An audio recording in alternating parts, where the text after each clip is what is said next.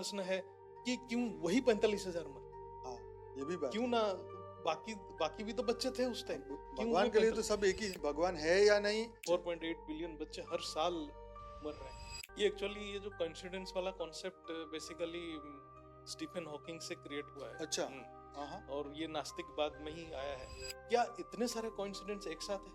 हो सकता है। जब इतने बड़े व्यापक आकाश तत्व में चला एआई, तो उसके पूरा ब्रह्मांड को कनेक्ट हो जाएगा, ब्रह्मांड का डाटा एक्सेस करेगा, उसकी इनफाइनाइट स्मृति होगा, वो सेल्फ प्रोग्रामिंग, अच्छा, सेल्फ प्रोग्रामिंग इनफाइनाइट डाटा को एक्सेस करेगा, तो वो क्या होगा, एक टाइप का वो स्मृति समान हो जाएगा, तो आत्मा के साथ कंपीट करने लग जाएगा। अच्छा। और कल ऐसा हो जाए कि ये परम आकाश तत्व से चलने लग गया, तो वो तो फिर आत्मा फिर तो वो तो चेतन तत्व बन गया, फिर तो वो खुद सोल जैसा बन जाएगा, सोल। और वो बाकी सोल को कंट्रोल करेगा। उस जैसे प्रेसिडेंट है, प्रेसिडेंट क्या सबको मिलते हैं?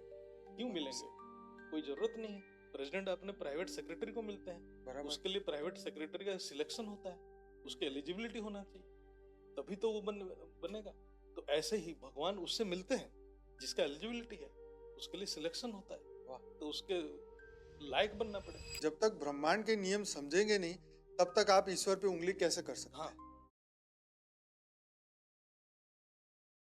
परम शांति, सभी का स्वागत है, परम परम स्वागत है बापूजी की इस YouTube चैनल पर। मैं हूं अनंत और आज हमारे साथ है ज्योति प्रकाश भाई। बहुत बहुत स्वागत है भाई। परम शांति। परम शांति। तो भाई आज सुपर डुपर चर्चा होने वाली है डज गॉड एग्जिस्ट के ऊपर। आज पूरी दुनिया में ये चर्चा हो रही है कि भगवान है या नहीं। बहुत सारे पॉडकास्ट आपने देखे होंगे, पूरा यूट्यूब भरा हुआ है, हर जगह चर्चा हो रही है। कोई कह रहे हैं, कोई कह रहे नहीं है, कोई कह रहे पता नहीं कहाँ है, क्या कर रहा है। कई तो नास्तिक ये भी कह रहा है कि भगवान तो भाग चुका है दुनिया देख के है, कुछ लोग कह रहे हैं भगवान मर चुका है, कोई कह रहा है भगवान क्रूड है। अब बहुत कुछ आज चर्चा होने वाली है, तो भाई आज पूरा वीडियो देखिएगा।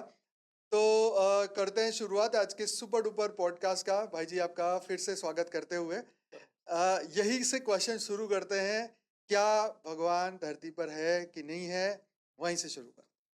तो जो आज इतने जो व्यापक चर्चा हो रहा है, जबरदस्त, एकदम यूट्यूब हिल गया एकदम। जैसे हम अभी देखे हैं रिसेंटली जो जावेद अख्तर जी, हाँ वहीं से शुरुआत हुई। हाँ, ललन टॉप से उनके बाद फिर कंसिक्वेंटली और भी चैनल में सभी बड़ी बहुत चैनलों विस्तार पर में जो आज आध्यात्मिक ज्ञान भी दे रहे हैं, सारे में चर्चा हो रहा है, सब में चर्चा, सभी में चर्चा हो रहा है। और परम सत्य क्या है, उसको जानना बहुत जरूरी है। और उसमें ये भी जो परमात्मा के ऊपर, जो ईश्वर के ऊपर ये भी लगाया गया कि जब 45,000 बच्चे मर गए गाजा में, तो ईश्वर क्या कर रहा था, क्यों वही नहीं तो बचाया? वही सबसे बड़ा लॉजिक है जो लोगों के दिमाग में, मतलब ये इसको सॉल्व करिए। हाँ, तो ये जो प्रश्न है, ये प्रश्न का उत्तर क्या है? क्या है? क्या वो ईश्वर की जो परिभाषा है वो जानते हैं? जो हम जिसको गॉड बोल रहे हैं, ईश्वर बोल रहे हैं और ब्रह्म बोल रहे हैं, क्या उसका परिभाषा क्या है? गॉड को जब हम हिंदी में बोलते हैं तो भगवान बोलते हैं, और ईश्वर जो है, जो ईश्वर इसको उसको ही बोलते हैं जो हमारे शास्त्र के हिसाब से है, ज्ञान के हिसाब से, जो सृष्टि का सर्जन करना, पालन करना और विसर्जन करने की सामर्थ्य रखता है, वही ईश्वर है। वो परम शक्ति है, एक यूनिवर्सल इंटेलिजेंस है। और जो भगवान है, जो शरीर में आता है, जब अवतार लेते हैं, तो वो भगवान है। और ब्रह्म है, ब्रह्म के सानिध्य में ईश्वर काम करता है, जो निराकार स्वरूप। तो ईश्वर को जानने के लिए तो हमें पूरा वेद शास्त्र का ज्ञान और अनुभूति चाहिए, बिना उसका तो किसी को प्राप्त नहीं हो सकता ईश्वर के ज्ञान। हम उसको तर्क से सिद्ध नहीं कर सकते, क्योंकि वो सारे तर्क से परे है, और सारे तर्क का आधार भी वही है, क्योंकि बुद्धि से हम तर्क करते हैं, और बुद्धि का जो सृजन हुआ है वो भी चेतन से ही सृजन हुआ है। तो ये सारे चीज को हम जब व्याख्या करेंगे, तो आज हम देखते हैं कि यूनिसेफ में जो है 48 लाख जो 4.8 बिलियन बच्चे हर साल मर रहे हैं, और ऐसे देखा जाए तो 16,000 पर डे मर रहे हैं। तो ये 45,000 तो ठीक है, ये भी उसी में शामिल है। जो 48 लाख हर साल मर रहे हैं, उसमें से 45,000 भी एक संख्या है। तो हम उसके बेसिस पे ईश्वर के ऊपर प्रश्न नहीं उठा सकते। तो इसलिए हमें कर्म के सिद्धांत को समझना पड़ेगा, और जो हमारे फ्री विल का प्रॉपर इस्तेमाल हम कर रहे हैं कि नहीं कर रहे, उसको समझना पड़ेगा। और पूरा ज्ञान को अनुभव करना पड़ेगा, तभी हम ईश्वर को समझ पाएंगे। इसके बिना हम नास्तिक बन जाएंगे और ईश्वर के ऊपर अवान्तर प्रश्न करने लगेंगे, और ये प्रश्न से किसी का कभी भी भलाई भी नहीं हो सकता है। हाँ, सही ये बात है। प्रश्न से वो आत्मा जड़त्व की ओर चला जाएगा हम्म। और खुद विनाशी बन के नष्ट हो जाएगा। ये बात सही है। आपने जब चर्चा कर रहे थे तो बता रहे थे कि भाई जब तक ब्रह्मांड के नियम समझेंगे नहीं तब तक आप ईश्वर पे उंगली कैसे कर सकते हाँ, हैं? हाँ? आपको पता है कि ये 45,000 बच्चे पहली बार नहीं मरे, अनंत बार जिए, अनंत अनंत बार बार पर मरे मरे हैं। हैं। और आज भी पैदा हर और मिनट में कितने और पैदा हो रहे हैं, हर रोज मिनट में कितने मर रहे हैं। रोज 16,000 मर रहे हैं। रोज 16,000 मर रहे हैं, तो कितनी बड़ी हाँ, बात तो है। वो गाजा में जो 45,000 मरे, ये इसमें कौन सा स्पेशलिटी है? हाँ, इसमें कोई स्पेशलिटी भाई एक धर्म की एक बात होगी कि भाई चलो इतने बच्चे मर गए अच्छा, इस्लाम धर्म के, इसके तो ऊपर और बस भी, बात हो रही है। हाँ, और भी प्रश्न है कि क्यों वही 45,000 मरे? हाँ, ये भी बात क्यों है। ना बाकी बाकी भी तो बच्चे थे उस टाइम, अब क्यों भगवान वो के लिए तो 45? सब एक ही है तो ना। इसलिए वो कर्म के सिद्धांत को समझना पड़ेगा। हम्म, कोई मतलब कोई धनी रीच फैमिली में जन्म लेता है, रोज हजारों बच्चे जन्म लेते हैं। कोई बराबर एक रीच फैमिली में जन्म लेता है, कोई रास्ते के साइड में भी जन्म लेता है। बराबर हम वो रास्ते के साइड वाले को देख रहे हैं जो एक रीच फैमिली में जन्म लेता है, उसको क्यों नहीं देख रहे? बराबर। क्यों वो वहां जन्म लिया? वो उसका कारण जब जानेंगे तब ईश्वर का नियम को हम समझ पाएंगे। तब हम प्रश्न करना छोड़ के अपने ऊपर फोकस हो जाएंगे और हमारे जो कैसे हम अपना सुधार करेंगे वो समझ पाएंगे। अच्छा, ईश्वर क्रूड है या दयालु है, इसके ऊपर आपका क्या कहना ईश्वर भावातीत है? है। ईश्वर ना क्रूर है, ना दया है। वो हर परिस्थिति, हर दृश्य का साक्षी है। ऐसा क्यों? हाँ, वो क्या है कि हमें फिर उसको सृजन का नियम को समझना पड़ेगा, क्योंकि ईश्वर सर्वशक्तिमान है जब हम बोलते हैं, तो उसको ऊपर ब्रह्मांड का पूरा शक्ति ब्रह्मांड में काम कर रहा है। उसका तीनों रूप में वो काम कर रहे हैं, आकारी, साकारी और निराकारी। जब हम निराकार स्वरूप को हम बोलते हैं, जो पूरा वो ब्रह्मांड के ऊर्जा का स्रोत है, जहां से वो ब्रह्मांड जो गतियमान हो रहा है, हम्म, वो निराकार से आ रहा है। लेकिन किस नियम से वो ऊर्जा प्रवाह होगा, हम्म, वो आकारी स्वरूप से निर्णय होता है। हम्म, जो मौलिक नियम है ब्रह्मांड का, पूरा सृष्टि का, ब्रह्मांड के अंदर धरती एक छोटा सा लेयर है, छोटा सा डायमेंशन है। ऐसे 14 डायमेंशन है हमारे ब्रह्मांड। तो हर डायमेंशन का नियम अलग अलग है। तो ये धरती भी एक छोटा सा डायमेंशन है। वो नियम ईश्वर से बनाया, ईश्वर जो हम आकारी स्वरूप को बोलते हैं। और जब ये जो नियम व्यतिक्रम होता है, जिसको हम अधर्म बोलते हैं, हम्म, जब पलता है तब अवतार लेकर साकार में आता है, और साकार में आके वो नियम को जो ठीक ठाक करते हैं, फिर वो चले जाते हैं।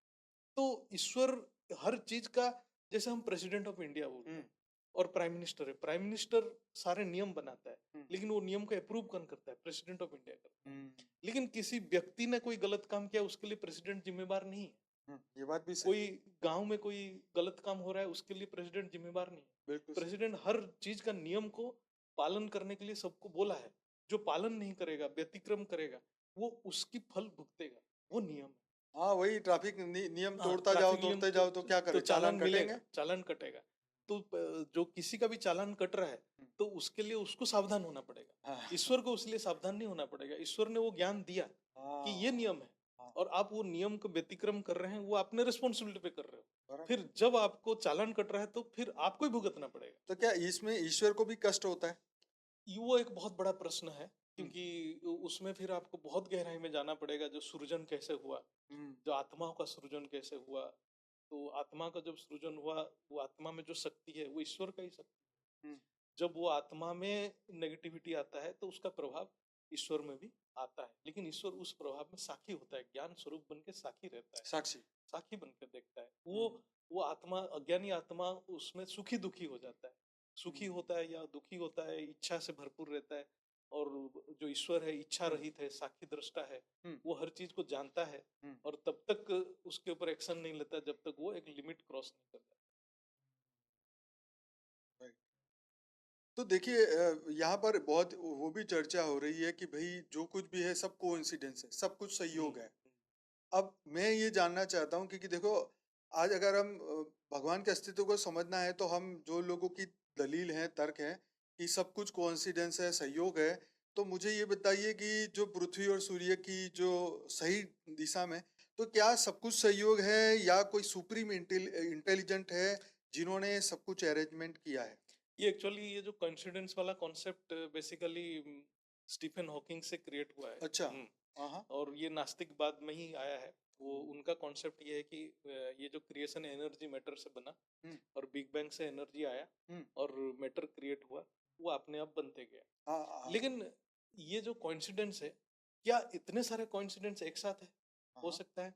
जैसे हम देखें कि ये धरती अपने धरी पे घूम रहा है हाँ, और वो भी एक पर्टिकुलर डिग्री में इंक्लिनेशन है, 20.5 इससे पे ऋतुएं ऋतुएं चेंज हो रहा चेंज है। होती रहती है। और हमारे वायुमंडल में ऑक्सीजन 21% है, अच्छा, जिससे हम सांस ले रहे हैं। ठीक और है। उसमें 1% भी कम हो जाएगा तो कोई बचेगा भी नहीं, सांस भी नहीं ले सकते हैं, जिंदा अच्छा, नहीं रह सकते हैं। हम्म, ऐसे ही हम देखें, विज्ञान में देखें, एक इलेक्ट्रॉन का जो चार्ज है hmm, 1.602 into 10 to the power 19 coulomb.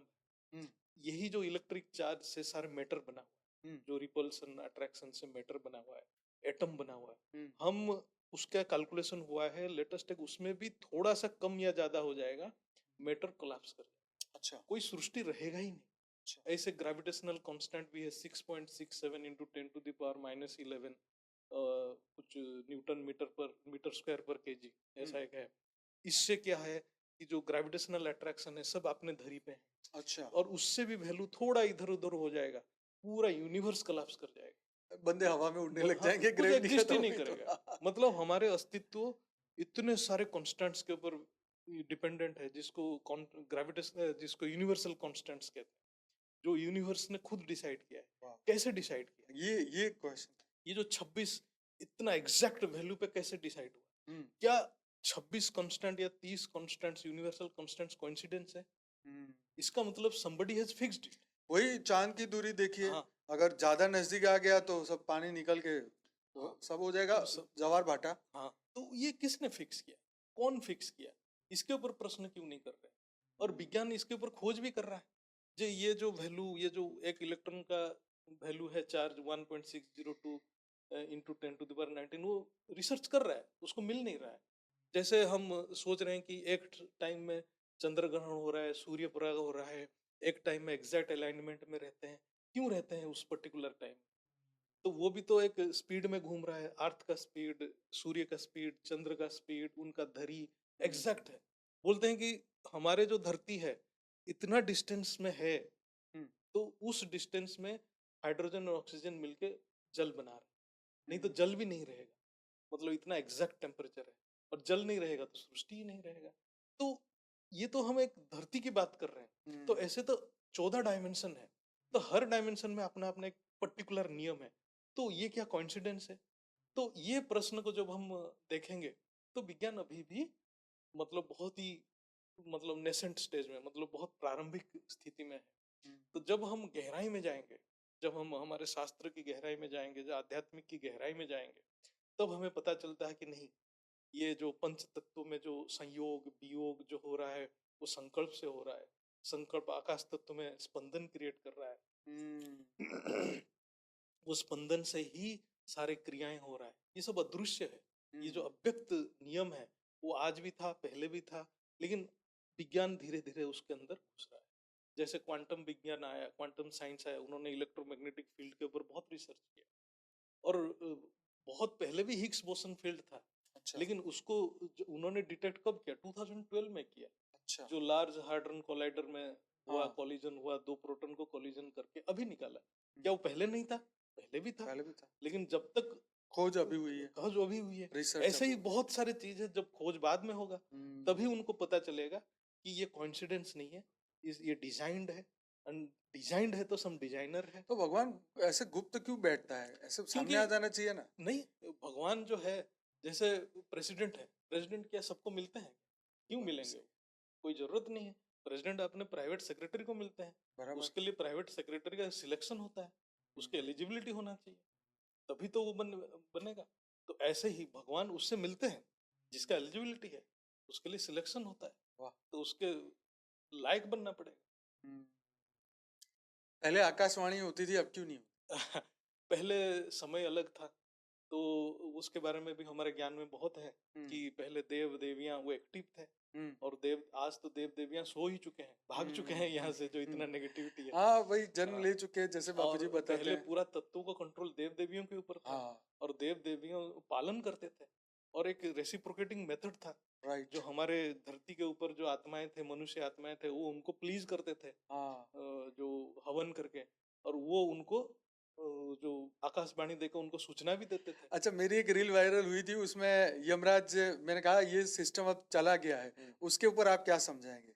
Yamraj का सिस्टम अभी नहीं है जो बापूजी ने वीडियो। नहीं, वो तो है ही। यमराज कहाँ, मतलब हमारे बहुत जगह पे लिखा भी है। यमराज जब जो द्वापर युग में विदुर बन के आए थे, अच्छा। विदुर के अवतार हाँ में हाँ आए थे, तो एक बार मनुष्य जन्म ले गए तो वो तो बार बार जन्म ले रहे हैं। जो वाह, यमराज है आज, और वो भी हमारे ज्ञान में है, जो हम्म, देव देवियां हैं मनुष्य योनि में आ चुके हैं, वाह, क्योंकि वो मनुष्य योनि में वो विदुर के बाद बहुत बार जन्म ले रहे हैं। हम्म, और कोई बोल रहा था कि वो बाद में वो रामसुखदास महाराज बन के आए थे। अच्छा। हाँ, वो भी कहीं बताया गया, मैंने सुना था यूट्यूब चैनल तो में। मतलब वो वाली सिस्टम अब खत्म हो गई खत्म है। हो गया, जो देव देवियां थे और उनका जो उनको लेने के लिए भेजा हाँ, जाता है क्योंकि यमदूत को, वो तत्वों से, यम के हाँ, दूत। तत्व जितना बैलेंस रहेगा देव देवियां उतना सशक्त रहेंगे। जब तत्व बिगड़ जाता है तो देव देवियां भी बिगड़ जाते हैं, उनकी शक्ति क्षय हो जाता है।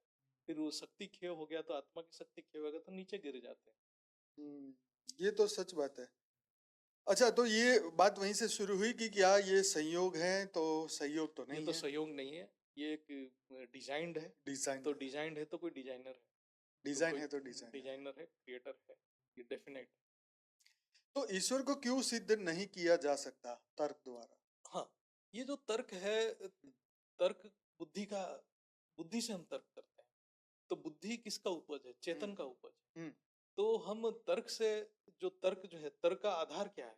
हम्म, तर्क का जो आधार है बुद्धि, हम्म, बुद्धि का आधार है चेतन। हम्म, तो हम तर्क से किसी वस्तु का सिद्ध कर सकते हैं, हम्म, लेकिन तर्क से हम जो तर्क का आधार है उसको सिद्ध नहीं कर सकते। तो ये हम ज्ञान के मार्ग में बोल रहे हैं। लेकिन और तर्क में भी हम जो भी, तर्क दो प्रकार के होता है, एक कॉन्शियस माइंड हम्म, और एक अनकॉन्शियस माइंड। हम्म, कॉन्शियस माइंड ही तर्क करता है, अच्छा। अनकॉन्शियस माइंड स्मृति से चलता वो तो हर चीज को स्वीकार ही है, कर लेते हैं ना। स्वीकार करता है, स्मृति से स्वीकार करेगा। अच्छा।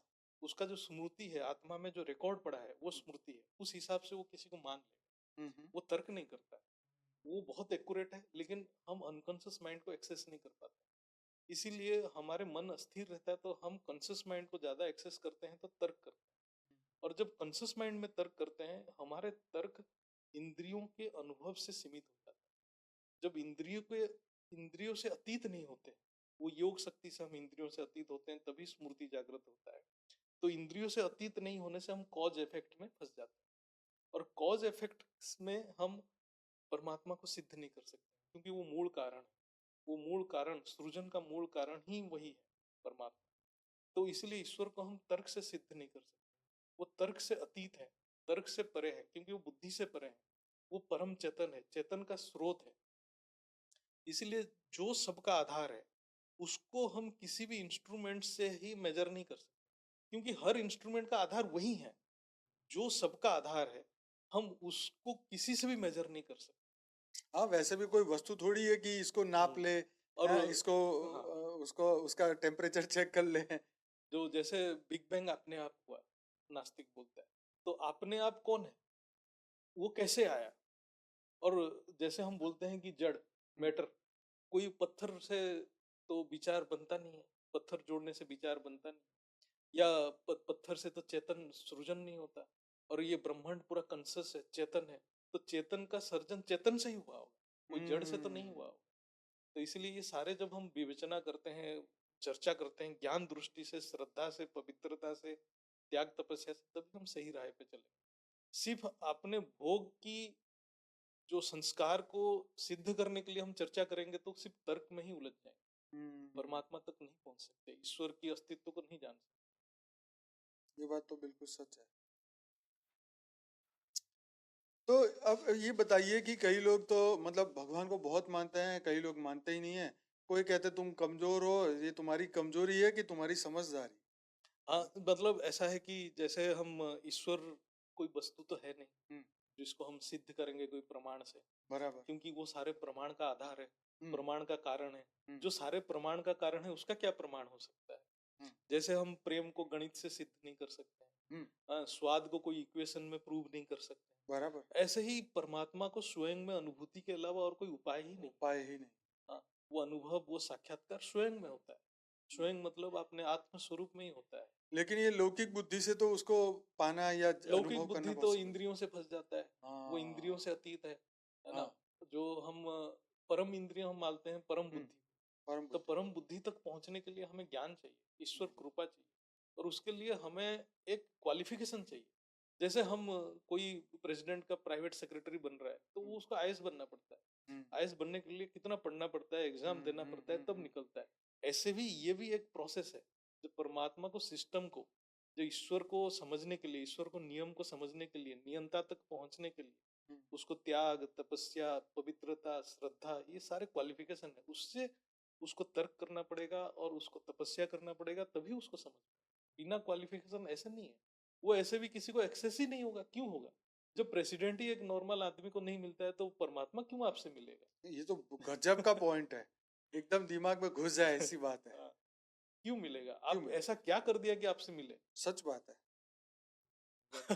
पहले तो लोग तब इतनी तपस्या हाँ, हजारों जन्म तपस्या करते तब जाके भगवान उनको दिखते थे। भगवान और भगवान आज का इंसान दो माला क्या घुमा दी, बोले अभी आ भगवान मेरे सामने। नहीं, उनके तो विकार में फंसे पड़े हैं। हाँ, इच्छाएं मांग रहे इच्छाएं, हैं। अनगिनत इच्छाएं हैं, हाँ। और कुकर में लिप्त हैं, लिप्त और है। बोलते हैं कि हमें भगवान दिखता नहीं। दिखता नहीं। क्यों दिखेगा? क्यों दिखेगा?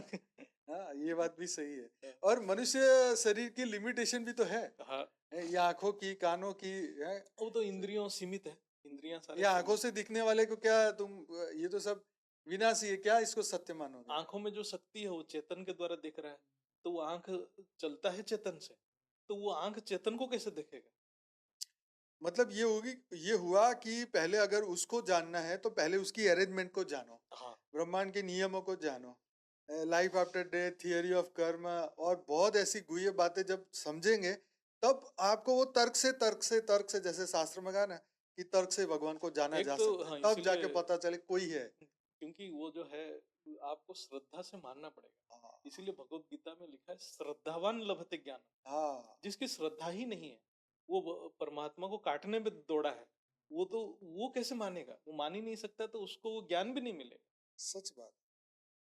जो आत्मा को नहीं मानता वो परमात्मा को कैसे परमात्मा मानेगा? मतलब जो परमात्मा को मानता ही नहीं है, तो वो स्वयं के अस्तित्व को नकार देता है। क्योंकि हर एक वस्तु का अस्तित्व परमात्मा से ही है। हाँ। जैसे ट्रेन चल रहा है, ट्रेन के ऊपर जितने आदमी बैठे हैं वो ट्रेन के सहारे बैठे हुए हैं, सहारे बैठे। और जब वो ट्रेन को ही नहीं मानेंगे हाँ। तो अपना अस्तित्व खत्म हो गया ना। बराबर। तो ऐसा ही है। बिल्कुल सही। तो क्या भगवान को मानना कमजोरी है कि कमजोर लोग मानते हैं या समझदारी? ऐसे देखा जाए तो जो भगवान को मानने वाले कमजोर भी होते हैं हम्म। और समझदारी से भी मानते हैं, हाँ, लेकिन पहले दोनों की कमजोरी स्थिति। कैसे? कमजोरी ऐसा है कि जो अपने जिम्मेदारी नहीं लेते हैं, अपने ड्यूटी से भाग जाते हैं और सोचते हैं कि भगवान सब कुछ करेगा, हम्म। और हर चीज का जो रेस्पॉन्सिबिलिटी भगवान के ऊपर डाल देते हैं, हम्म। तो ये कमजोर है, कमजोरी की निशानी है। कमजोरी की निशानी है। वो अंधविश्वास, अंधश्रद्धा, ये सब में फंस जाते हैं। इसीलिए फिर मतलब भगवान को भी अंधश्रद्धा और लोग वही कहते हैं। आत्माएं हैं जो परमात्मा को ऐसे ऐसे प्रश्न के घेरे में डालते हैं, जो अपना हम्म। रेस्पॉन्सिबिलिटी नहीं लेते हैं जिसको परमात्मा के। करना धरना कुछ है नहीं। करना धरना कुछ नहीं, सिर्फ भोग को जस्टिफाई करना है, हम्म। अपने जो विकारों को जस्टिफाई करने के लिए परमात्मा के सहारा लेते हैं। सही ऐसे बात। लोग ये सब प्रश्न पूछते हैं, क्यों 45,000 मर गए, क्यों लोगों को रेप मर्डर हो रहा है? कर कौन रहा है? तुम्हारे जैसे ही बंदे कर रहे बराबर है। हैं, है ना? तो उनको कैसे समझाओगे? तो हम्म। यही है जो अंधश्रद्धा, लालच, ये सब में फंसे पड़े हैं। हम्म। वो सब है जो कमजोरी है। ये तो देखो, मनुष्य में तो कोई भी जो है वो ये कर सकता है, कभी भी उसका दिमाग, मनुष्य का दिमाग जो है कभी भी खराब हो सकता हाँ, है। वायुमंडल से प्रभावित वायुमंडल होता है, से हर व्यक्ति प्रभावित है। प्रभावित है। जैसा संग ऐसा रंग। 10 आदमी उसको बोलने लग जाए तो वो करने लग जाएगा। करने लगता है। तो उसको, उसके आत्मा में शक्ति नहीं है आज। इसलिए हमने देखा है कि जहाँ पे भीड़ लगती है ना, जहाँ अनुशासन नहीं है, तो भीड़ को देख के जो है ये मतलब लोग आउट ऑफ कंट्रोल हो जाते हम्म। हैं। मतलब एक किसी ने जो हवा मार दी तो एक ने अगर एक पत्थर मारा है तो फिर सब बकरी की तरह पीछे शुरू हो जाएंगे, भेड़ पत्थर बकरी की भेड़ तरह। बकरी की तरह शुरू होता है, पूरा बहना शुरू हो फिर जाता फिर बहना शुरू बहाव हो बन जाता है, जाता है बहाव ऐसा। बन जाता फिर वो रुकते नहीं है, किसी की परवाह नहीं करते, देखते नहीं, "अरे, देखा जाएगा, ये होगा वो होगा।" तो ये एक जबरदस्त। अच्छा, समझदारी क्या है फिर? है। समझदारी का मतलब है कि जब व्यक्ति अपने सीमाओं को पहचान जाता है और वो अहंकार से मुक्त हो जाता है, फिर वो सारे जो सृष्टि के नियम को समझ जाता है, तभी उसकी समझदारी आता है। और ये सारे सूक्ष्म शक्तियां हैं, हम्म, और सूक्ष्म शक्तियां के लिए उसको सूक्ष्म साधना करना पड़ेगा। उसके लिए हमने बताया कि क्या क्या क्वालिफिकेशन है, उसके लिए प्रिपरेशन करना पड़ेगा, नियम को धीरे धीरे धीरे धीरे वो समझेगा। श्रद्धा, विश्वास, त्याग, तपस्या, पवित्रता, इससे वो धीरे धीरे उसको उस दिशा में गति करता है। तब वो अहंकार से मुक्त हो जाता है, तो वो अपने कर्तव्य के प्रति सजग हो जाता है। लेकिन कर्तव्य करने के बाद वो जो फल है, वो सृष्टि का, ईश्वर का व्यवस्था के ऊपर छोड़ देता है। तब वो उसकी समझदारी बढ़ जाता है, और उसकी हर संकल्प विश्व के कल्याण के लिए होता है, और वो हर चीज को अनुभव कर लेता है, सूक्ष्मता से अनुभव कर लेता है। तो ऐसे आत्माएं समझदारी से काम लेते हैं, वो बहुत कल्याणकारी होते हैं। तो ज्ञान ज्ञान से समझ पैदा होती है, हाँ, ज्ञान से समझ पैदा हो जाता है। आत्मज्ञान से, उसको परमात्मा के ज्ञान कर्म का से। सिद्धांत, और जो ब्रह्म ज्ञान, और उसके साथ साथ वो अपने फ्री विल को भी उचित यूज करता है। जो फ्री विल मतलब आत्मा की शक्ति, संकल्प शक्ति, हम्म। उसको वो एक दिशा में, विश्व के कल्याण के दिशा में प्रवाह करता है। तभी उसकी समझदारी बढ़ जाती है। और ऐसी कौन कौन सी बातें हैं जो अगर समझदार व्यक्ति यूज करे तो भगवान को जान सकते, ईश्वर को जान हाँ, सकते? तो उसके लिए उसको क्या है कि जैसे उसको तो पहले अपना कर्म की थ्योरी को समझना पड़ेगा। कर्म का सिद्धांत को जब समझ जाएगा, और ईश्वर का नियम को समझ जाएगा, जो पूरा ब्रह्मांड कैसे क्रिएट हुआ है, और उसकी अस्तित्व कहाँ से आ रहा है, उसमें उसके अंदर जो आत्मा में जो ऊर्जा जो है कहाँ से आ रहा है, और उसकी पूरा आधार क्या है, तब उसके अंदर सहन शक्ति बढ़ जाएगा। और उसके अंदर जो ये जो जितने भी आत्मा की शक्ति धीरे धीरे बढ़ते जाएगा, तो ये सब गुण को धारण करेगा, ईश्वर के जो गुण को धारण करेगा। क्योंकि ईश्वर निराकार तो है, लेकिन ईश्वर सगुण भी है। सगुण मतलब उसमें ये सब सृष्टि को सृजन करने का, पालन करने का, और जो संहार कर। संहार करने का जो गुण है, ये उसमें गुण है, अंतर्निहित है। क्योंकि आप देखिए, जब तक सृष्टि चलता है, हमने जो बोला ये सब कॉन्स्टेंट्स हैं, हम्म जो ये कॉन्स्टेंट्स अपने वैल्यू हम्म पे रहते हैं। हम्म और जब सृष्टि तमो प्रधान हो जाता है, तो ये कॉन्स्टेंट्स भी अपने वैल्यू से हट जाते हैं। तब वो प्रलय होना या विसर्जन होना मैंडेटरी हो जाता है, क्योंकि वो सृष्टि फिर अस्तित्व में नहीं रहेगा। तो हम्म ये सारे सामर्थ्य परमात्मा में रहता है, परमात्मा वो सारे चीज को देखता है। जब कोई भी आत्मा, समझदार आत्मा इस चीज को समझ जाता है, वो अपना रिस्पॉन्सिबिलिटी लेने लग जाता है। जब कोई आत्मा अपने आप को बोलता है कि अहम ब्रह्मास्मि, मैं ब्रह्म समान हूँ, वो बहुत बड़ा रिस्पॉन्सिबिलिटी है। वो बहुत सिर्फ बड़ा। ब्रह्म समान हो गया, तो ब्रह्म समान हो गया तो ब्रह्म के गुण आ गया, तो वो हम्म, केवल कल्याणकारी हो सकता है। बराबर। वो किसी को कल्याण कर ही नहीं सकता है, किसी के गले नहीं काट सकता है। गला काट नहीं सकता है। और वो फिर उसमें इन्फानाइट सहन शक्ति होगा। जब हम परमात्मा ईश्वर की बात करते हैं, वो पूरा सृष्टि को सहन करता है, बोझ उठाता है, लेकिन साक्षी बन के उठाता है। ऐसा नहीं कि उसको सहन नहीं होता है, वो सहन करता है, सभी का हम्म नेगेटिविटी सहन होता है उसके हम्म। पास। तो इसलिए ये सारे गुण उसके अंदर आते जाएगा, तो वो और धीरे धीरे समझदार बनता जाएगा। तो इसलिए हमारे है ज्ञान, योग, सेवा, धारणा। ज्ञान तो धारण करना ही पड़ेगा। एक एक और भी सवाल आता है, जैसे कई लोग जो है अवतारों को नहीं मानते। अब अवतारों को मान लो मान भी लिया तो वो 100 गलतियां निकालेंगे, भाई राम ने ऐसा किया, कृष्ण ने ऐसा किया, ये अवतार आया उसने ऐसा किया। तो ऐसी बातें कर करके वो ऐसे भ्रम फैला देते हैं कि ये सब झूठ है, कुछ आया नहीं। हाँ, नहीं मतलब ऐसा क्या है कि वो तो अज्ञानी आत्माएं हैं, वो सृष्टि के नियम को समझ नहीं पाते। क्योंकि परमात्मा के जो तीन रूप है, हम्म निराकारी, हम्म आकारी, हम्म। साकारी। तो जब अवतार लेते हैं तो वो साकार रूप में आते हैं। तो उनकी भी एक लिमिटेशन लिमिट होती है रहता ना। है, साकार रूप में एक नियम है। ये हम्म डायमेंशन का, स्थूल जगत का एक नियम है।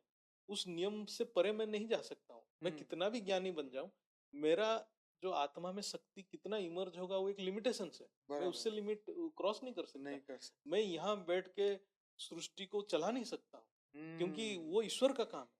जब आकारी रूप में रहेगा वो चलाएगा, जब वो स्थूल में आ जाएगा तो वो स्थूल जगत का नियम पे चलेगा, और हम्म, जब निराकारी रहेगा तो वो निराकारी नियम, परमधाम के नियम पे चलेगा।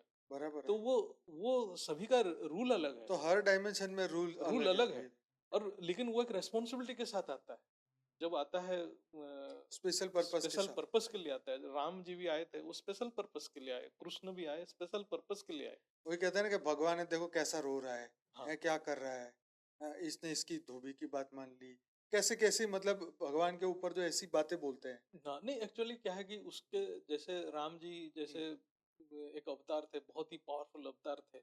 उनमें वो निराकार और आकार का भी गुण था। निराकार का भी मेमोरी था उनके अंदर बराबर।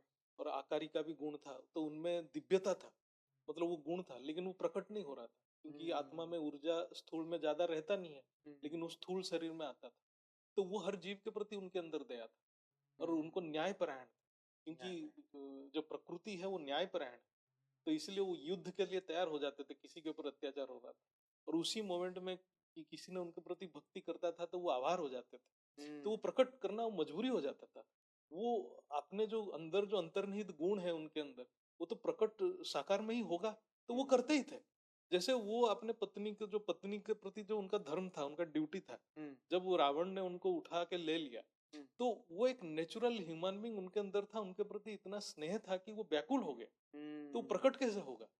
वो सबको पूछने लगे कि मेरे को बताओ जो उनकी कहाँ गए। सही बात। और उनमें लिमिटेशंस था उस टाइम कि उनका वो दिव्य चक्षु नहीं था कि उनके अंदर वो आकारी यहीं बैठ स्वरूप के नहीं आंखें था कि बंद करे यहाँ और बैठ देख के वो ले। देख सके। ये तो एक चमत्कार हो जाएगा। और देखो, ये देखा जाए तो हमारे शास्त्रों ने कितना सच्चा लिखा है कि हाँ, भगवान की भी लिमिटेशन दिखाई यस, है। नहीं तो अपने भगवान की कितनी बड़ाइयाँ लिखते। ऐसा क्यों लिखते कि राम विवश थे? हाँ, ऐसा लिखते ना, भगवान ने देख लिया आत्मदृष्टि से। हाँ, तो उन्होंने जब वो ये आज के लोग देख रहे हैं थर्ड आई से, तो उनकी नहीं थी क्या? आज आज के बात तो हम कर ही नहीं सकते क्योंकि आज इतना तमो प्रधान हो चुके हैं, हाँ, सूक्ष्म जगत की इतना प्रभाव हो चुका है। हाँ, वो थर्ड आई के नाम पे बहुत बड़ा बिजनेस और पाखंडी चल रहा है। सही बात तो है। उसको तो कोई उसके पीछे जा रहा है तो वो उसका दुर्गति होना ही है। वो नहीं है। हम्म, सही। तो ये भी है। आगे बढ़ते हैं कि अ, ईश्वर सर्वशक्तिमान है तो दुख क्यों? अगर नहीं है तो किस काम का है फिर वो भगवान? हाँ, ये तो आजकल लोग बोलते हैं भगवान कोई काम का ही नहीं है। तो बेसिकली ये हमने ऑलरेडी चर्चा कर चुके हैं। हाँ, जो ईश्वर या दुख देने या सुख देने की मशीन है नहीं। ये ईश्वर को सही। हाँ, मशीन नहीं, हाँ, मशीन नहीं है। हाँ, ईश्वर मतलब आपका कोई अंडरटेकिंग नहीं दिया है कि आपको आपने दुख रोबोट देगा। नहीं पाल रखा घर हाँ, में। तो ईश्वर जो है वो आपको पूरा फ्री विल दिया है, पूरा हाँ, पावर दिया है। हाँ, आप अपने आप की दुर्गति खुद कर रहे हैं, खुद अपना चालान रोज कटवाएंगे, कौन बोलेगा? कौन है ना? बोलेगा? रोज आपको ट्रैफिक सिग्नल की बातें बताया गया है सही बात कि है। क्या रूल है। हाँ, आप रेड सिग्नल में बार बार क्रॉस करेंगे हाँ। तो चालान तो कटेगा। वो तो आपको हाँ, ड्राइविंग लाइसेंस लेने गए ड्राइव तब सीखना चाहिए हाँ, था। हाँ, तो वो तो कट रहा है। कट रहा है। तो अब 45,000 मर गए, रोने से क्या फायदा? बराबर। फिर वो उनका चालान कटना ही है जो किए हैं। वो तो फिर से पैदा हो जाएंगे। फिर से पैदा हो जाएंगे, हाँ, फिर फिर मरेंगे, फिर फिर पैदा मरेंगे, होंगे, फिर फिर क्या करेंगे? मरेंगे। फिर हम तो हाँ, चर्चा कर करके दुखी होते दुखी हो रहेंगे। जाएंगे, कोई फायदा नहीं है ना। तो 45,000 तो मर रहे हैं, उसके लिए दुखी हो गए लेकिन आपने। हर दिन 16,000 मर रहे हैं, उसके बारे में कौन चर्चा उसके लिए करेगा? क्यों नहीं चर्चा कर रहे हो? उसकी भी चर्चा करो। हंड्रेड उसकी तो पहले करनी चाहिए थी, आज तक पता नहीं क्यों नहीं की और किसी ने। 4.8 मिलियन साल में मर रहे हैं, उसकी भी चर्चा करो। इसकी भी चर्चा करो। अच्छा, वो तो ठीक है, वहां मर गए।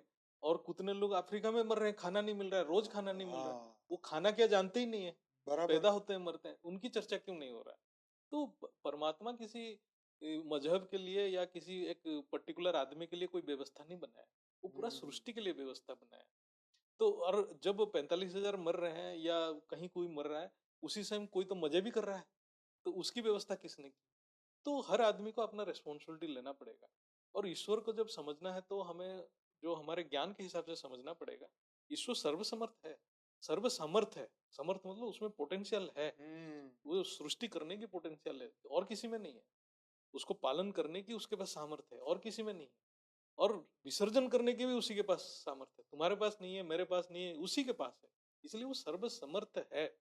लेकिन वो नियम बनाया है, फ्री विल भी दिया है। और किसी के साथ कुछ मतलब घटना घट रहा है तो उसको समझना पड़ेगा, क्यों हो रहा है मेरे पास, मेरे साथ क्यों हो रहा है, दूसरे के साथ क्यों नहीं हो रहा है। एग्जैक्टली। तो अपना जिम्मेदारी खुद लो। खुद लेना पड़ेगा। ईश्वर तुम्हारी जिम्मेदारी नहीं ले सकता है। हाँ, ईश्वर जिम्मेदारी नहीं ले सकता। ईश्वर तुम्हें सामर्थ्यवान बनाया, खुद सामर्थ्यवान है, तुम्हें भी बनाया है।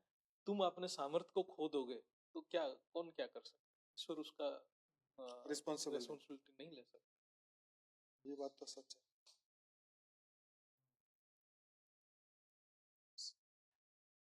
तो ईश्वर ने ये भी कहते हैं कि भाई ईश्वर ने धर्म बनाया या धर्म ने ईश्वर को बनाया? ये कौन पहले आया, ईश्वर या धर्म? हाँ, मतलब एक्चुअली धर्म की परिभाषा को समझना पड़ेगा। हाँ, तो ऐसे देखा जाए तो क्या धर्म पहले आया था कि ईश्वर ईश्वर। पहले आया था? सही उसको बात है। एक common sense common sense common की बात है। पूछना चाहिए कि धर्म पहले था कि ईश्वर पहले था।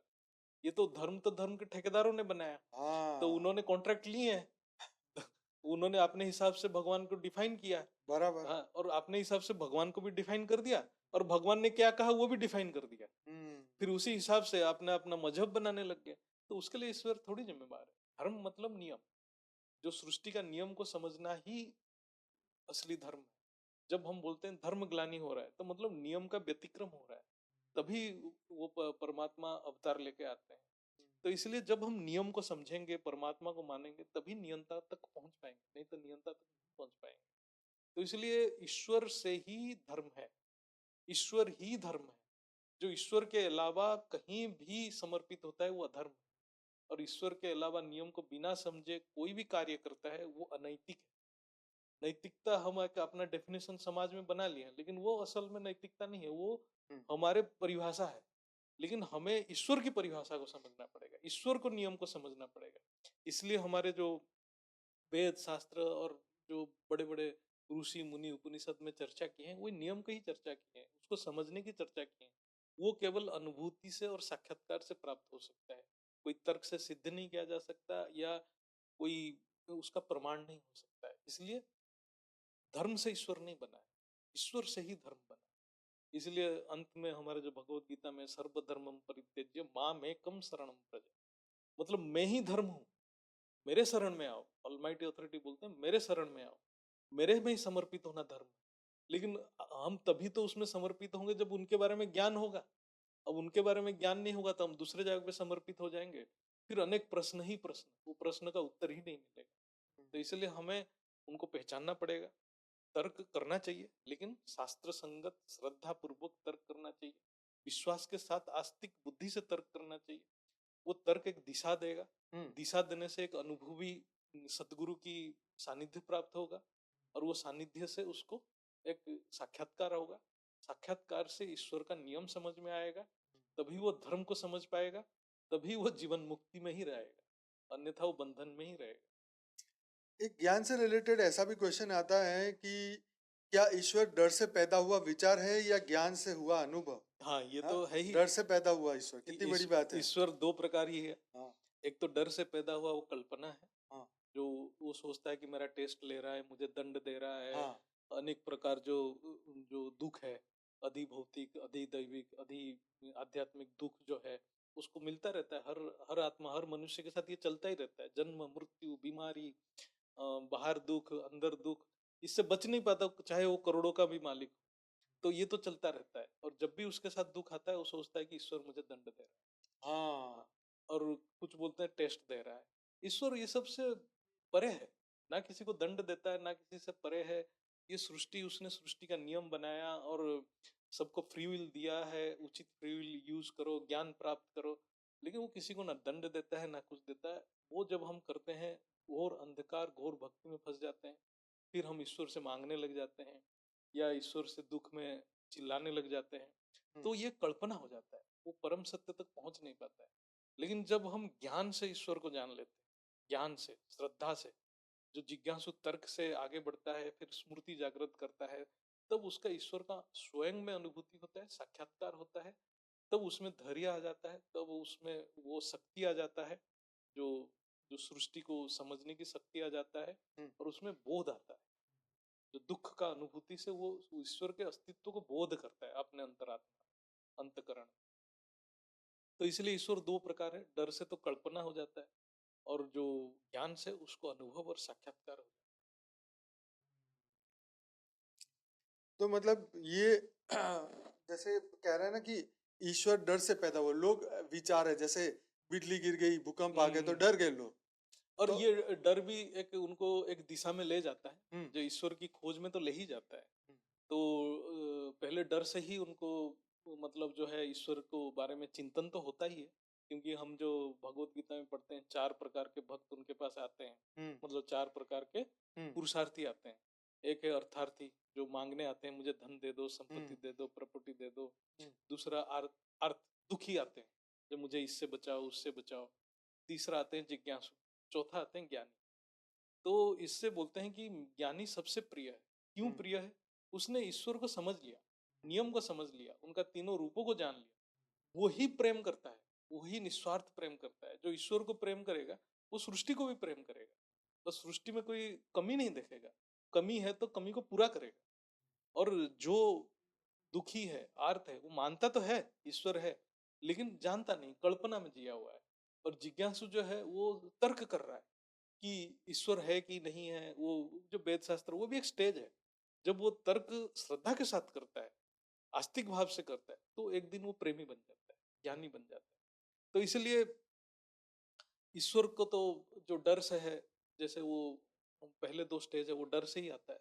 तो वो नहीं, डर लोग ऐसे सोचते हैं ना, भूकंप आ गया, बिजली गिर गई है, तो भगवान हमें मारना चाहता है। नहीं, ये तो फिल्म में भी था। वो जो हाँ, पीके मूवी, नहीं पीके गॉड, नहीं, वो oh my God, oh my oh God my में, गॉड में वो बताया कि था। ये मेरी दुकान भगवान ने गिराई है। यही तो है, जो कोई क्योंकि रिस्पॉन्सिबिलिटी लेना नहीं चाहता है, हाँ, जो हर चीज भगवान के ऊपर डालना चाहता है, तो वो वही बोलेगा। नहीं वो कह रहे हैं ना कि सब कुछ तेरी मर्जी से होता है, तो तेरी मर्जी से तेरी मर्जी से मेरी दुकान गिरी है, गिरी है, पैसा तो दे। केस किया उसने, केस कोर्ट में जाके किया। केस किया। पैसा दे मेरे को। हाँ, तो मतलब वो अज्ञानी आत्मा है, उसको ज्ञान ही हाँ, नहीं है, सच इसलिए बात है। केस कर रहा है। जो तेरे मर्जी पे होता है, तो वो जो उसकी मर्जी नहीं है, वो नियम बना दिया। जब वहां पर कुछ गलत होगा, वो नियम व्यतिक्रम होगा, तो हलचल होना ही है। प्रकृति तो ईश्वर की दासी है ना, वो फिर करेगी, वो जब तो बात। प्रकृति तो नियम है। हाँ, प्रकृति क्या है कि प्रकृति तो भावातीत है। प्रकृति को तो कुछ चाहिए नहीं ना। प्रकृति अस्तित्व में है हमारे लिए, और हमने उसको बिगाड़ा, तो वो क्या करेगा? वो बिगड़ जाएगी। तो उसकी रिएक्शन होगा। प्रकृति मतलब वो जो प्रतिक्रिया करेगा। हम उसको अच्छा देंगे वाइब्रेशन, तो वो अच्छा वाइब्रेशन हमें देगा। हम उसको तमोप्रधान वाइब्रेशन देंगे। आज जो इतने सारे जो कुकर्म हो रहे हैं, विकर्म में सब लिप्त हैं, सब विकार युक्त संकल्प कर रहे हैं, वो जाएगा कहाँ? प्रकृति में ही तो एब्जॉर्ब हो रहा है। आज करोड़ों ट्रकें जो हैं इतना कूड़ा सागर में डाल रहे हैं लोग। हाँ। हाँ, तो सागर का पानी एक दिन तो बाहर आएगा ही ना। हम्म। हाँ, उस दिन कहेगा अरे सुनामी आ गई, आ गई, अरे पर तुमने उसकी जगह ले ली है। हाँ। सागर में इतना कूड़ा डाल दिया है पूरी दुनिया भर का। नहीं, कल क्या जैसे होगा? हम इसमें देख देते हैं, ज्ञान से जन्म ईश्वर हाँ, मनुष्य को भीतर ले जाता है, हाँ, चेतना को समझा देता है। हम्म। मैं कौन हूं वो पूछने लग जाता है। तब ईश्वर बाहर नहीं, अंदर ही मिलता है। तो ये भी एक क्वेश्चन है, क्या ईश्वर हमारे अंदर है कि ईश्वर बाहर है? ये ईश्वर एक तो बात हर बताइए। तरफ है। हाँ, ईश्वर बाहर क्या प्रकृति में सर्वव्यापी है, ये भी कहा सर्वव्यापी जाता है। है। ईश्वर तो सर्वव्यापी है ना। ईश्वर सर्वव्यापी है। ईश्वर तो पूरा नियम है, हाँ, उससे शक्ति ही है। हाँ, तो वो तो सर्वव्यापी, हाँ, और निराकार रूप में केवल परमधाम में है, जिसको हम्म, ब्रह्म स्वरूप कहते हैं। और साकार रूप में सीमित है, एक शरीर लेके आता है और उसमें ज्ञान देता है और अवतारी कार्य करता है। नहीं, कई संस्थाएं ऐसी है ना, तो वो कहते हैं कि ईश्वर कूड़े में कैसे हो सकता है, गटर में कैसे हो सकता है, कुत्ते में कैसे हो सकता है, मतलब ऐसी ऐसी वो तर्क देते हैं। वो संस्था क्या है कि उनके ज्ञान अधूरा है। वो हम्म, तीनों रूप को नहीं जान पा रहे, हाँ, क्योंकि ये वो एक रूप में फोकस एक रूप की फोकस कर रहे हैं, फोकस कर बहुत रहे सही कहा हैं। आपने। केवल निराकार को मानोगे तो वो तो परम धाम है। हाँ, लेकिन जब हम आकार रूप को जाएंगे तो वो तो सर्वव्यापी है। जब हम साकार रूप को आएंगे तो वो तो एक घर में रहेंगे। जो एक घर में है वो सर्वव्यापी है, और एक टाइम में वो परम धाम है। हम तीनों को तो जानेंगे तभी तो कंप्लीट होगा। सही आधा बात है, जानेंगे तो कहाँ होगा? ये फिर हम सच है। लड़ेंगे। जैसे बोल रहे हैं कि हमारे भगवान, ये बोल रहे हैं हमारे भगवान। है सभी हम्म, भगवान के रूप, हम्म, लेकिन सबका अलग अलग रूप को देख रहा है। कोई हम्म। साकार को मान रहा है। साकार भी है, आकार भी है, निराकार भी है। तो आपको तीनों को जानना पड़ेगा। वही तीनों के नियम को जानना पड़ेगा न, हाँ। कब वो निराकार रहता है, कब वो आकार में आता है, कब वो साकार हाँ, में आता है। निराकार में उनका क्या ड्यूटी है, हाँ, आकार में क्या ड्यूटी है, साकार में क्या ड्यूटी है, वो फिक्स है। सब में नियम है अपने अपने। हम्म। तो आप कुछ बता रहे थे, मैं बीच में हाँ, बोल पा। हाँ, इसमें वही हम बोल रहे थे कि तब ईश्वर बाहर नहीं भीतर होता है। तो हाँ, तब वो, तो भीतर की अनुभूति के लिए क्या करना पड़ेगा, हाँ, ये भीतर बताओ। की अनुभूति के लिए तो आपको त्याग, तपस्या, साधना तो करना ही पड़ेगा।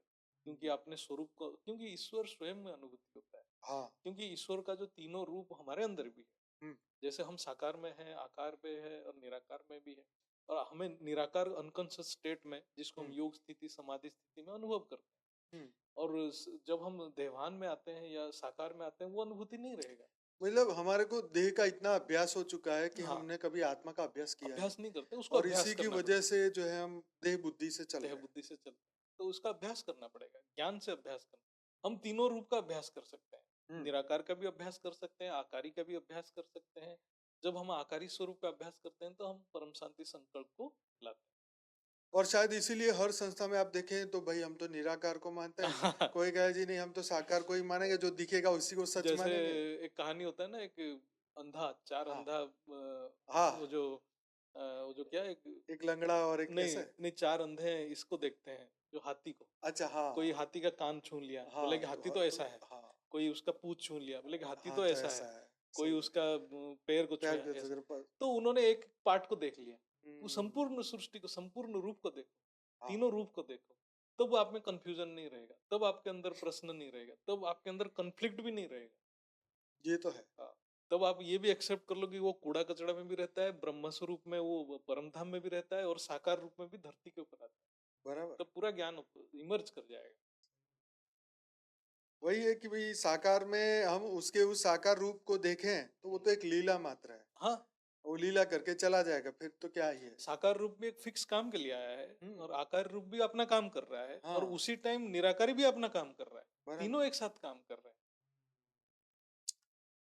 अच्छा, अंत में ये एक क्वेश्चन जो है आज नए यंगस्टर्स लोग बहुत सोच रहे हैं, चर्चा कर रहे हैं, ईश्वर वर्सेस एआई, हाँ, आर्टिफिशियल ये एक इंटेलिजेंस। बहुत डीप टॉपिक है। हमने एक बार चर्चा भी की है एआई के ऊपर। हम्म इसको कितने लोग समझ पाएंगे, मैं काफी उसके ऊपर मनन चिंतन आज सुबह ही ऐसे कर रहा था।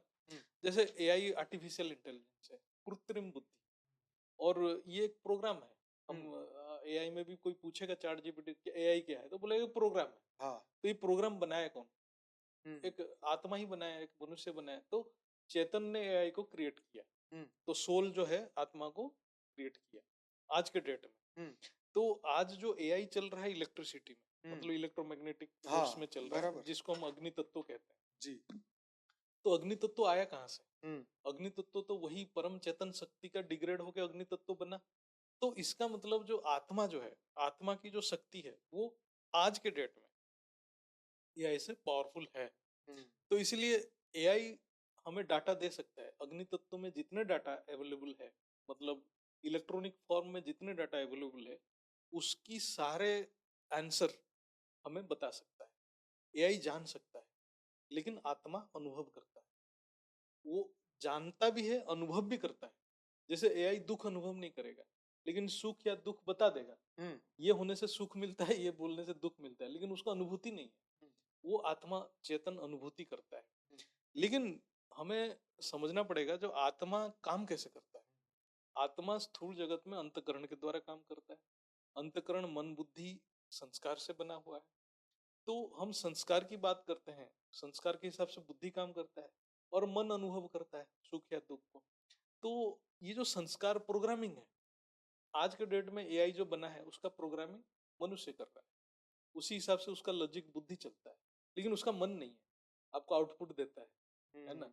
लेकिन जो समय जो आने वाला है, फ्यूचर एआई जो आने वाला है, हम्म। वो बहुत खतरनाक है। अब कितना लोग समझ क्या पाएंगे? वो भगवान को रिप्लेस कर देगा? भगवान को तो रिप्लेस नहीं करेगा, लेकिन आत्मा के ऊपर कंट्रोल कर लेगा। इसलिए हाँ कर लेगा क्योंकि तब अग्नि तत्व नहीं, आकाश तत्व में चलने लगेगा। अच्छा आकाश तत्व सर्वव्यापी है। अच्छा। वो इन्फाइनाइट डाटा को अ, मतलब एक्सेस करेगा।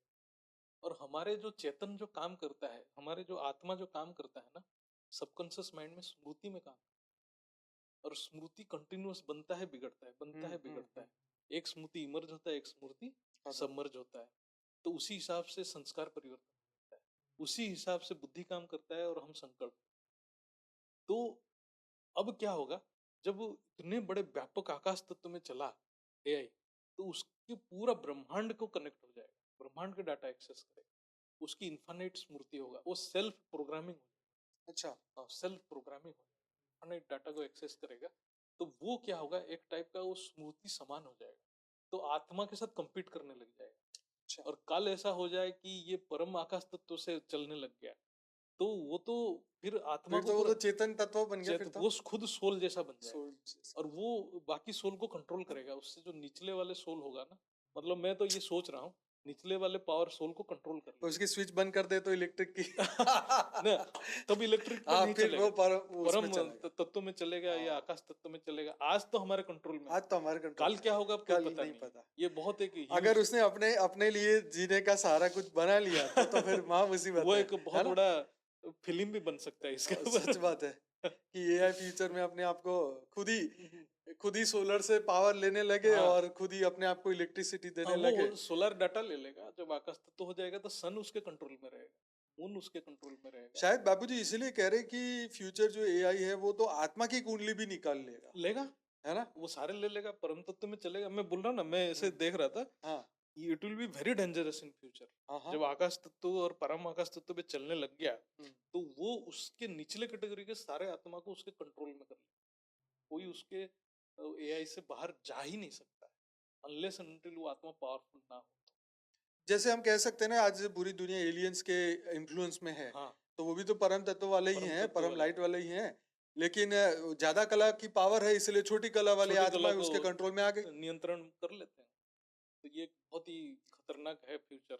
वही वो वाली जो रील है मेरी वो वायरल हो रही है ना कि मैंने कहा डोनाल्ड ट्रंप हो या जिनपिंग हो या वो पुतिन हो, सब एलियन के कंट्रोल में है। काट सकते हैं लोग, उनके माइंड को कंट्रोल किए जा रहे हैं। आकाश तत्व के द्वारा उनका माइंड को कंट्रोल कर सकते और इसका एग्जाम्पल भी आप देखें तो आज टेक्नोलॉजी मतलब इतने हम वो हो चुके हैं कि अगर हमें दो चीज भी प्लस माइनस या इंटू गुणाकार करना है, भगा हैं। करना तो है, कैलकुलेटर, तो अभी कैलकुलेटर ही हमें लेना पड़ता है क्योंकि अब दिमाग इतना चलता ही नहीं है। क्योंकि और कुछ साल के बाद ये जो जितने भी पढ़ाई की है ना, हम्म कंप्यूटर इंजीनियरिंग वगैरह, जो सारे हम्म इलेक्ट्रोमैग्नेटिक की पढ़ाई है, प्रोग्रामिंग है, वो हम्म, खत्म हो जाएगा। वो अच्छा यूजलेस है, अच्छा। जरूरत नहीं पड़ेगा। एक बार आकाश तत्व में बनेगा ना, तब संकल्प शक्ति पे चलेगा पूरा एआई, पूरा टेक्नोलॉजी संकल्प शक्ति में चलेगा। तब एक डिफरेंट लेवल का टेक्नोलॉजी आएगा। उसको बापूजी जो बोलते हैं ना, अध्यात्म विज्ञान आएगा। देखो जल्दी आ जाए तो स्पिरिचुअल एआई। स्पिरिचुअल एआई आएगा। मतलब ये सब पढ़ाई बेकार हो जाएगा, कोई यूज नहीं रहेगा। क्योंकि ये जो हम प्रोग्रामिंग कर रहे हैं, ये तो सिर्फ इलेक्ट्रोमैग्नेटिक फील्ड को एक्सेस करने के लिए बोल रहे हैं। अब जरूरत ही नहीं पड़ेगा। तो हम जब आकाश तत्व में काम करेंगे, वो तो केवल संकल्प शक्ति से चलेगा। उसको ये प्रोग्रामिंग की जरूरत नहीं, उसको तो संकल्प की प्रोग्रामिंग चाहिए। ये तो है। तो आप कुछ और बताएंगे जो मैंने नहीं पूछा, अगर आप कुछ बताना चाहते हैं? हाँ, मतलब ऐसा है कि हमने तो पूरा चर्चा ही कर लिया, लेकिन हमारा जो आज की चर्चा थोड़ा एडवांस लेवल का था। जो अभी मार्केट में जो चर्चा हो रहा है वो बहुत उससे ही तो कई गुना अलग कई है। गुना अलग है। इसको कितने लोग समझ पाएंगे, वो इम्पोर्टेंट है। लेकिन हमारे जो चर्चा को आज कोई भी मतलब थोड़ा बुद्धि लगा के समझने की कोशिश करेगा, तो उसके ईश्वर के प्रति समर्पण भाव बढ़ ही जाएगा। और इस तो ईश्वर के अस्तित्व के ऊपर कभी वो प्रश्न नहीं करेगा। और क्या है कि हम ईश्वर को प्रेम तो करते हैं, लेकिन ईश्वर को समझना बहुत जरूरी है। बिना समझ के हम उसको प्रेम नहीं कर सकते। फिर बिना समझ के जो प्रेम है वो ढोंग हो जाता वो तो वो वाली बात हो गई कि हम एआई को प्रेम करते हैं, पर एआई है क्या चीज? वो तो हवा है, क्या है? इसकी फीचर्स को समझेंगे तब प्रेम होएगा प्रेम ना। होगा। यार देख, 1 मिनट में हाँ, मेरा कितना काम कर दिया, हाँ, मेरा कितना समय बचा दिया, कितना पैसे कमा के दे हाँ, दिए, तब प्रेम होगी ना टेक्नोलॉजी हाँ, से। तो तो ईश्वर भी तो वही है। ईश्वर को भी समझना पड़ेगा। हम उसी कैटेगरी में उसको मानते हैं हाँ, जो हमारा काम हाँ, करे। तो जैसे ईश्वर तो आपको ज्ञान देता है, हाँ, लेकिन हम ईश्वर को समझ लेते हैं, हमारे नौकर समझ लेते नौकर हैं। समझते हैं। क्योंकि वो तो चेतन का स्रोत है, हाँ, परम चेतना स्रोत के है। साथ। तो वो आपको पावर देता है, ज्ञान देता है, काम तो हमें ही करना पड़ेगा। लेकिन देखा जाए तो आज एआई ने इतनी हेल्प की है कि अध्यात्म की हर चीज हमें जो ढूंढनी है, खोज रहे हैं, सब दे देता है। जितना भी तत्वों के साधन बनता है, वो तो साधन ही है। हाँ, हमें साधन मदद है। करते हैं, आगे बढ़ने के लिए साधन बनते हैं। हम्म। लेकिन साध्य नहीं। साध्य तो हम आत्मा वो है। तो अपनी आत्मा को ही साधना आत्मा पड़ेगा को, ना अंत हाँ, में तो। ये तो हेल्पफुल है हेल्पफुल लेकिन है, अंत ये में तो साधन है। अभी भी यही साधन है, हम उसको यूज तो करना ही पड़ेगा। करना पड़ेगा। टेक्नोलॉजी जो मतलब भी, वो हमारा समय बचा रहा है, हमारी हाँ, शक्ति बचा रहा है, हाँ, हमारा हाँ, बुद्धि हाँ, को थोड़ा आराम मिलता है ये यूज करने से। परंतु अंत में तो हमें अपना, देखो एआई ऐसा नहीं हो कि वो हमें कंट्रोल करे।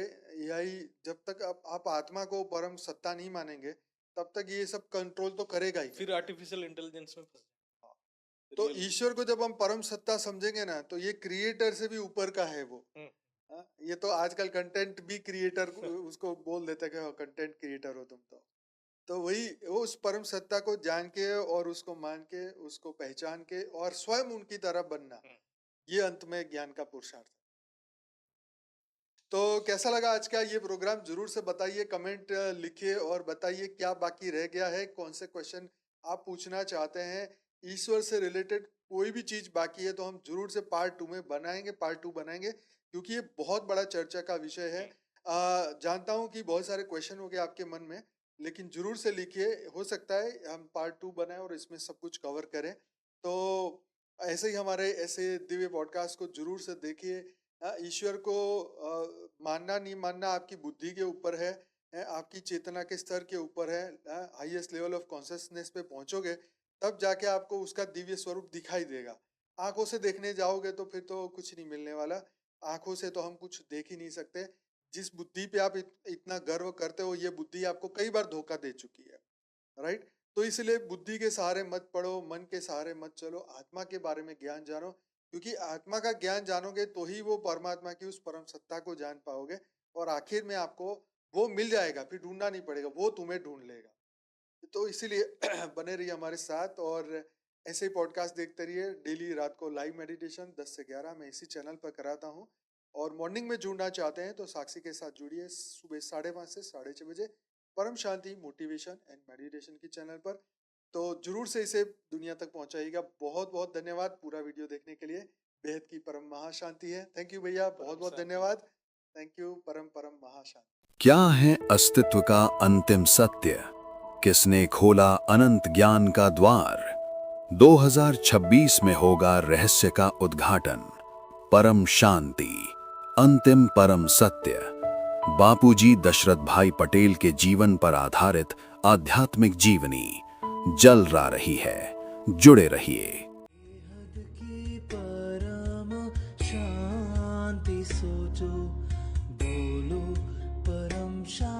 Join us daily for our morning live meditation, 5:30 a.m. to 6:30 a.m., Monday to Saturday. Join us daily for live meditation, 10 p.m. to 11 p.m. on YouTube Live. Subscribe now. Website www.paramshanti.org. Email us anand@paramshanti.org. Like, share, subscribe. Join today. बेहद की परम शांति सो